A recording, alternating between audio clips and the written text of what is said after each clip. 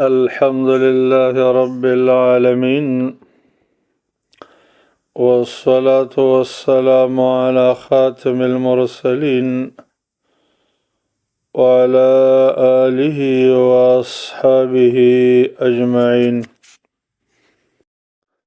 روجه کې مونږ ته د یو بل صفت تعلیم او تربیت هم ده چې هغه تزکیة النفس، یعنی خپل نفس د رذیلو اخلاقو او صفاتو نه پاکول. او دا پروژې سره کېږي ځکه قرآن او احادیثو نه دا خبره ثابته ده چې روژه نفس لره د حسد، بغض او عداوت نه پاکوي.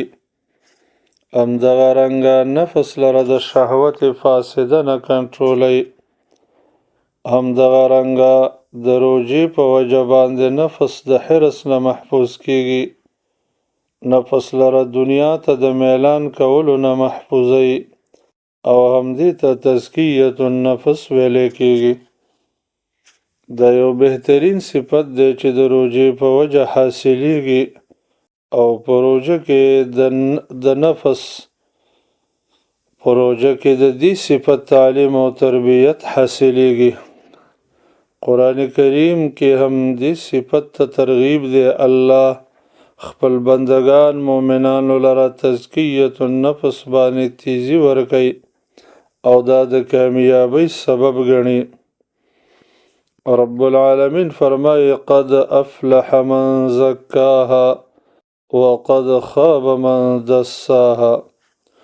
یقینا هغه کس کامیاب دی چې نفس لره د بدو اخلاقو صفاتو نه پاک کی، او هغه کس تاوانی دی چې نفس لره د بدو صفاتو نه پاکي.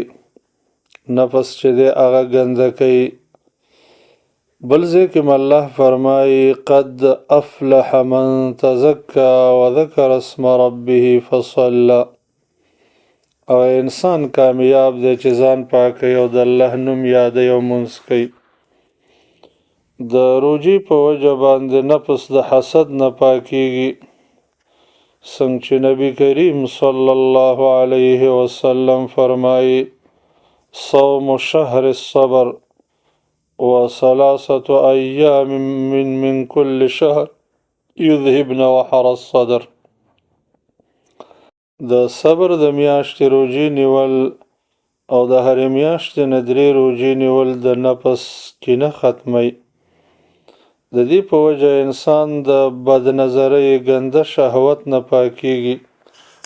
لکه څرنګه چې نبی کریم صلی الله علیه وسلم ځوانانو ته خطاب کوي او فرمایي یا معشر الشباب من استطاع منكم الباءة فليتزوج فإنه أغض للبصر وأحسن للفرج. د ځوانانو جماعته په تاسو کې چې چا د نکاح طاقت کېږي هغه د نکاح وکړي، ځکه دا د سترګو نظر محفوظ کوي او دغه رنګې عورت محفوظ کوي. او د چا چې طاقت نه کېږي دا د روژې ونیسي، د دې په وجه به د شهوت کنټرول شي. همداسې د روژې په وجه د بد اخلاقۍ او فحش الفاظو نه انسان پاکیږي. ځکه نبی علیه السلام موږ د دې نه منع کړي یو چې دا به نه وی او د دې په وجه د نفس تزکیه راځي. او د چا چې د خپل نفس تزکیه وکړه دغه انسان کامیاب دی. الله دې دا بهترین صفت په موږ او تاسو کې پیدا کړي.